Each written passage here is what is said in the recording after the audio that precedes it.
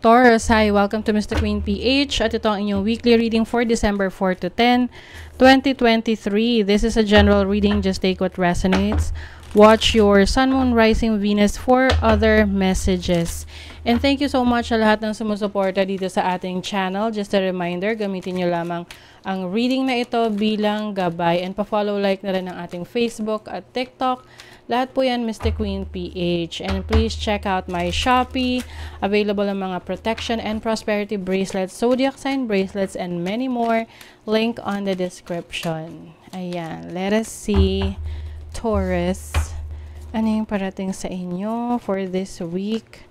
Energies for this week. You have Aries energy, which is being active, self-starting. So, I think meron kang sisimulan, no? Parang you will finally take action this week regarding dun sa mga plano mo. You also have Pluto, which is transformation, changes. Ayan. So, I think mas magiging productive ka ngayong week na to, Taurus, no? Parang reset. Meron kang i-reset sa sarili mo. Kung nung mga nakaraang buwan, medyo tinatamad ka. Oo, ngayong week na to, medyo magiging pump up ka, no? So you will change something, no, sa mindset mo. Meron kang babaguhin sa routine mo, no? And this is going to be like transformative para sa iyo. And meron tong opportunity for you for growth, for improvement. So, this can be sa career mo, sa business mo, may different approach ka na gagawin, or sa trabaho mo, para mas lalo kang maging productive. See, you have the Tower, major change, you have the Nine of Swords. Meron din ditong unexpected na pangyayari, no? I also see someone na maaring may betrayal, okay? Meron ka matutuklasan na isang tao na hindi mo akalain is pala siya, competitive siya sa'yo, na pwedeng itinuring mo siyang kaibigan, pero you realize na, pala siya, may pwedeng naiinggit sa success mo, or sa mga abilities mo, sa mga kakayanan mo, and medyo makaka-apekto yan sa'yo mentally, kasi itong person na to pwedeng pinagkatiwalaan mo talaga siya. You have the Six of Cups. Pwedeng matagal na kayong magkakilala nito. This can also be a family member, no? Yung kasama mo na lumaki. Childhood friend, childhood na kakilala, no? You have the Hanged Man. So, I think you will start to avoid or sisimulan mong umiwas sa mga tao na alam mong hindi na sila masaya sa nangyayari sa life mo, or hindi sila supportive of what you do, you know. And then you have the Two of Pentacles. You will just focus on your finances. You will focus on your career, your business, kung saan ka mas lalago, saan ka mas mag-grow, especially in your career, especially in your job or your business related sa finances. Okay? So be careful din sa mga mga papasukin mong mga ventures or projects. You have to make sure na nabasa mo yung kontrata, kasi pwede ritong magkaroon ng misunderstanding or miscommunication with a contract. Okay? So, pag-isipang maigi bago pumasok sa isang responsibility. So, you have the Elephant. So, a long journey, either physical or mental, will leave you wiser at the end. Yes. So, yung iba sa inyo, pwedeng may travel opportunities sa inyo this week. Pwedeng may vacation sa ibang bansa.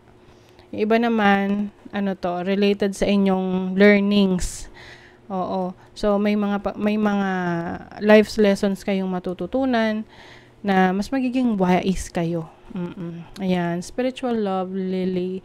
So, some of you, Taurus, are going to be spiritually guided, or Yung iba makakaranas ng major spiritual transformation, spiritual awakening.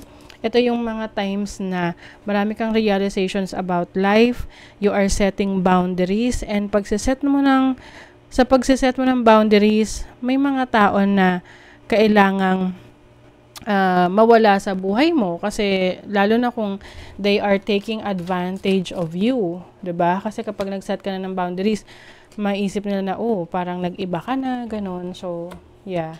I think ito na yung time na parang sasalain mo yung mga tao sa nahahayaan mo na mga tao sa buhay mo na pumaligid sa iyo. They have to be reliable, loyal, and honest.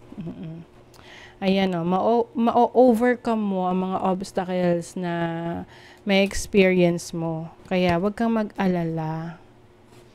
There may be some people working against you, okay?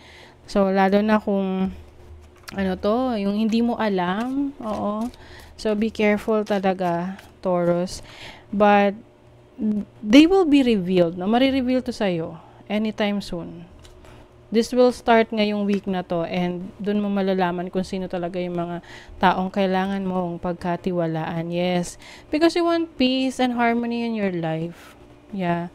Gusto mo na ng tahimik na buhay. Ayaw mo na ng stress. Ayaw mo na ng drama. So, iiwas ka na sa mga contributors ng stress at drama sa buhay mo. 'Di ba? So, let's see what else, Taurus. You have the 3rd house. This is Venus in Aquarius. Venus in Aquarius in the 3rd house. 3rd house is about your siblings. This is about communication, travel. So, I think, mas ka ngayon, mas magiging maingat ka sa pagsispend mo ng money, no? Kasi Venus is also, it also rules money. And Aquarius energy is also analytical, no? Oo, lalo na if itong travel na to ay hindi naman talaga necessary, pwede ring magiging maingat ka sa mga papasukin mong friendships or connections. Okay? During this time. Kasi, syempre, lalo na kung nagkaroon ka na ng experience na, betrayal or yung mga taong unreliable sa buhay mo. So, you have the 8 of Swords, you have the 3 of Pentacles, and the Hierophant. Yes. So, some of you, meron kayong kakayanan na magturo, no? Meron kayong talent in teaching other people, especially sa career, sa work, o namang trabaho ang meron ka ngayon.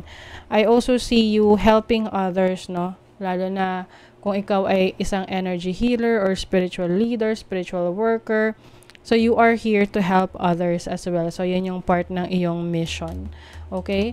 So, that is your reading, Taurus. Kung nagustuhan nyo ito, naka-resonate kayo, mag-comment kayo dyan. Like, share, subscribe para lagi kayong updated sa ating mga readings. Thank you so much, Taurus. See you again.